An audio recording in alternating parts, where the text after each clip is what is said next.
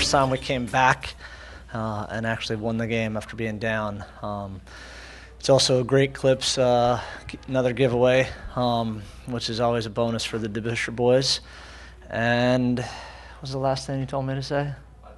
Oh, can't thank the fans enough. See, I get prompted before I walk in here. So, no, seriously, the people who came out tonight were awesome. And I know, just like the players and everybody else, we had to struggle through some crazy weather. Usually the rain doesn't affect a soccer game as much as it did tonight, but the field was so saturated.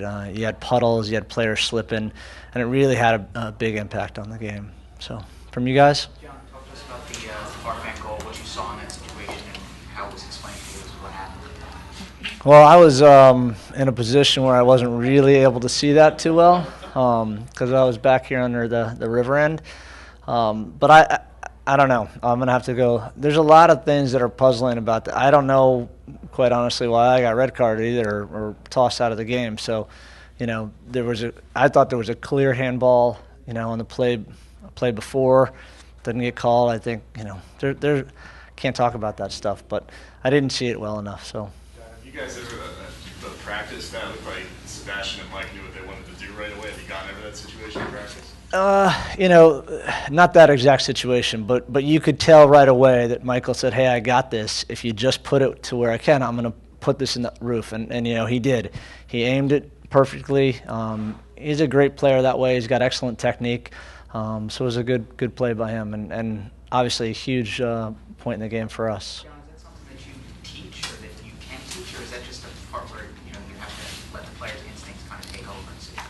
In that one, I think these players are experienced enough where they've gone through that a number of times. You have to get a touch on it. If you can get a touch on it and pick your spot on frame, that's what you do. And obviously he decided to go over their heads and saw a spot. I was watching after the call was made, and Michael was lining that up for about 2 minutes, so you could tell he was going there. Is there anything you can say about what led to you being told to leave when nobody saw you showing a card or anything like that? So here's what, I was upset because I thought there was a penalty. Okay, I thought the player, when Sebastian was on the ground right in front of the near post, the player on the ground, to me, clearly takes his elbow and knocks the ball. Okay, that's a handball. It's in the box. I don't think I was the only one who felt it was a PK. But I tell the fourth official, probably a little bit too emotional at that point, that I think it's a handball. And how do they not see that handball? And so, he, for whatever reason, told me to, hey, next one you're gone. And I hadn't said anything.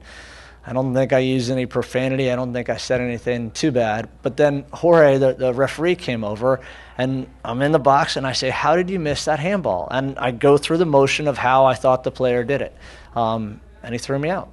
So, it's interesting because I haven't been thrown out in a long time, and usually you have to say something. I can't say it because there's probably kids watching up in the club, but you have to say something to get thrown out. And I guess my actions were a little bit too much dramatics. Quite clear on the rules. A coach can be thrown out without being shown a red card. Yes. John, what's it say about your club to get a 3-1 win, come from behind and missing key parts? I think I've always said that I really like this team. I like our character. I like the way we prepare. I like the way we don't give up at all. I like our resilience when we come off of, a poor performance.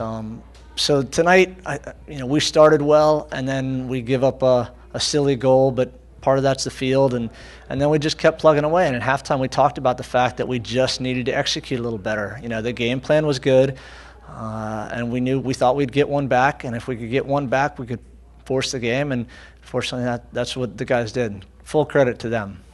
Pena came on as a sub tonight and was involved in the goal. Do you see him in a starting position coming days? I like our starting lineup right now, but Fabinho is certainly a guy that with time has the potential to be a starter. Did see his cross to Connor. I thought it was a great ball. He's truly a left back, but the time he's been with us, he's been really good getting forward and serving balls into the box, and he did that tonight. Good start for him. John, Zach's strong points this season hasn't typically been his second half play.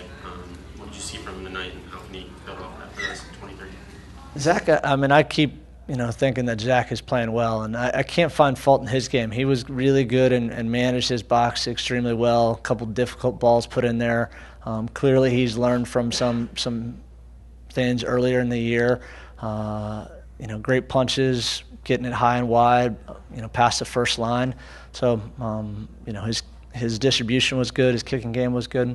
Very happy with him. John, you don't want to minimize any opponent, but looking back on this game in September, had you guys dropped this one, this probably would have been the kind of game that you're ruined, you're upset about. Yeah. I mean, how critical was this game? This was big. This was a really big game. Because of the previous 3 games, we knew we had to come here and get 3 points, and we felt like Chivas was a good team. They deserve a lot of credit because what they do really well. They make it really hard for teams, as Dallas found out and Montreal found out. So I think that just furthers the point that our guys really, dug deep and showed a lot of character to get the win and to do it in good fashion. John, coaches by nature worry. Was there a point in that second half where you were really worried? The only worry I had was how much the fine's going to be when I was walking off the field. So, because but honestly, once we scored the first goal, Andy, I really felt like the second one and probably the third one were coming. We'd put the game on our terms, and I thought we were going to take it from there, especially here at PPL with a great crowd supporting us the whole way. Thank you, guys.